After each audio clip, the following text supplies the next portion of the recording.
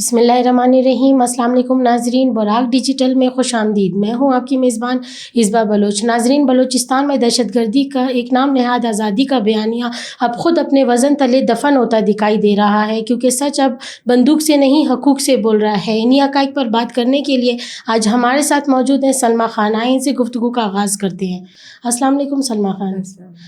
آپ کا شکریہ کہ آپ نے براق ڈیجیٹل کے لیے اپنا قیمتی وقت نکالا۔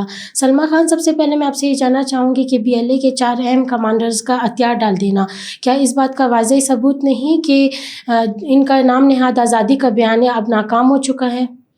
السلام علیکم، بہت شکریہ۔ اس بار دیکھیں، بات سمپل سی یہ ہے کہ یہ جو نام نہاد آزادی کی تنظیمیں بنی تھی اور بلوچستان کو آزاد کرنے نکلے تھے، بلوچستان تو آزاد ہی ہے۔ بلوچستان کس کے مطلب آپ کہہ رہے ہیں کہ کسی کے انڈر آیا ہوا ہے جس کو آپ کہتے ہیں کہ مظلوموں کا حق کھایا جا رہا ہے، یا اس پہ آ کے کوئی ایسی حکومتیں آ کے بیٹھ گئی ہیں جو کہ نہ حق کری تھی؟ بلوچستان آزاد تھا، پاکستان کا حصہ تھا اور پاکستان کا حصہ رہے گا۔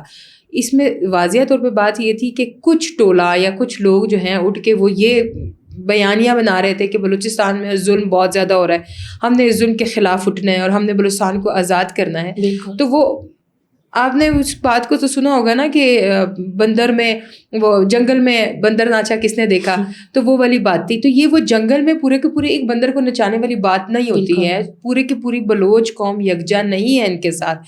یہ کچھ مخصوص لوگ ہیں جنہوں نے اپنے طریقے سے ایک بیانیہ بنا لیا تھا کہ ہم نے یہ آزادی کی جنگ جیتنی ہے یا ہم بلوچستان آزاد کر لیں گے۔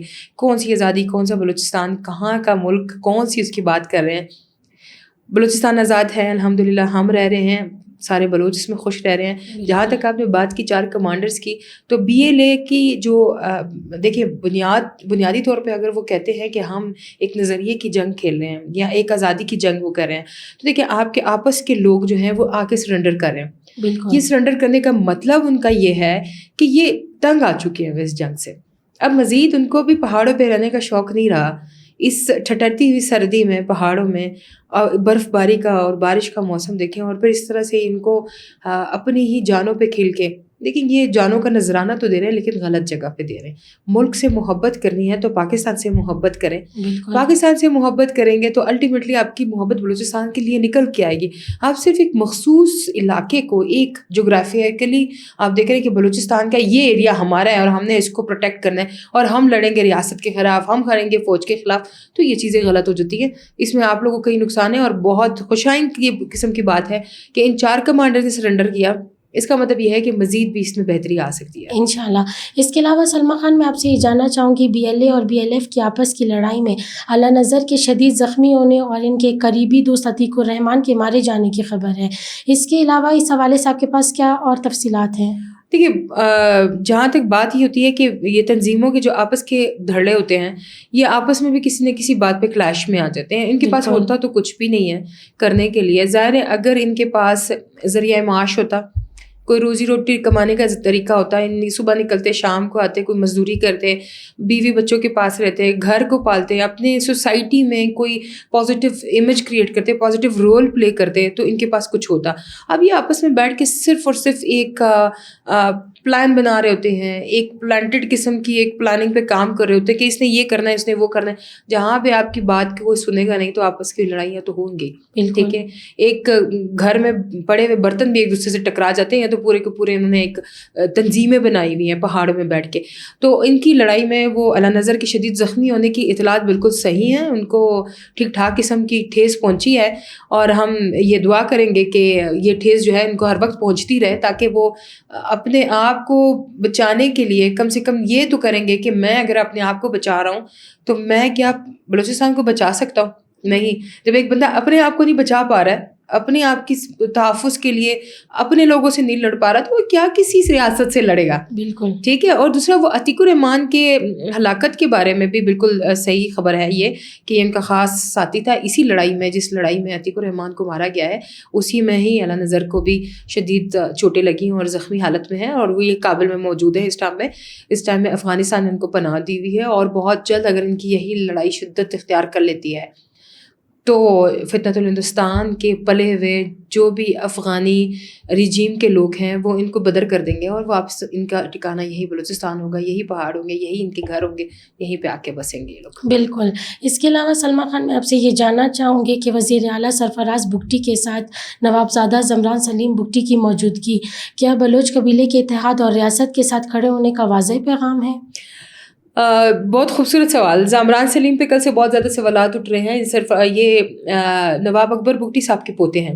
اصولاً طریقے سے یہ چاہیے تھا کہ نواب اکبر بگٹی کے پوتے زامران سلیم بگٹی کو ہی یہ دستار یا پگڑی پہنا دی جاتی, جبکہ اس نے خود اپنی مرضی سے اپنی پگڑی کا ایک حق جو ہے وہ بگٹی قبیلے کے سردار ہونے کے ناطے سے جو ہے سرفراز بگٹی کو دے دیا.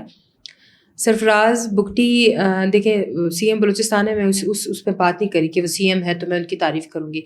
ایک نڈر بہادر انسان ہے. ان کے ہوتے ہوئے سوئی میں ڈیرہ بگٹی میں بہت زیادہ انقلابی کام ہوئے ہیں. ابھی ہی کچھ 1 مہینہ پہلے 100 لوگوں نے سرنڈر کیا, جو کہ 100 سرمچار تھے پہاڑوں سے اترے ہیں. آپ دیکھیں اس طرح سے کرتے کرتے ان کے ساتھ اصلاحاتی کام کتنے زیادہ ہو رہے ہیں. دہشت گردی کے خلاف, ڈیولپمنٹ اسکیمز کے لیے, بلوچستان کی ترقی کے لیے. جب بلوچوں کا سب سے بڑا قومی اتحاد بگٹی قومی اتحاد ہے, اگر یہ ایک ساتھ ہو جائے گا تو بلوچستان کی ترقی انشاءاللہ ہوگی.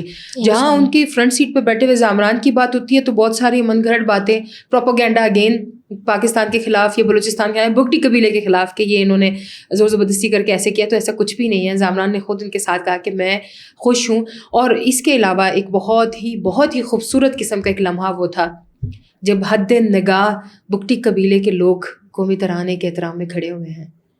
یہ کیمرے نے کیپچر نہیں کیا, یہ ہسٹری لکھی گئی ہے اور ہسٹری میں یہ لکھا جائے گا کہ بگٹی قبیلہ جو ہے وہ پاکستان کے ساتھ تھا اور وہ بلوچستان کے ساتھ بالکل محبت کرنے والا قبیلہ تھا.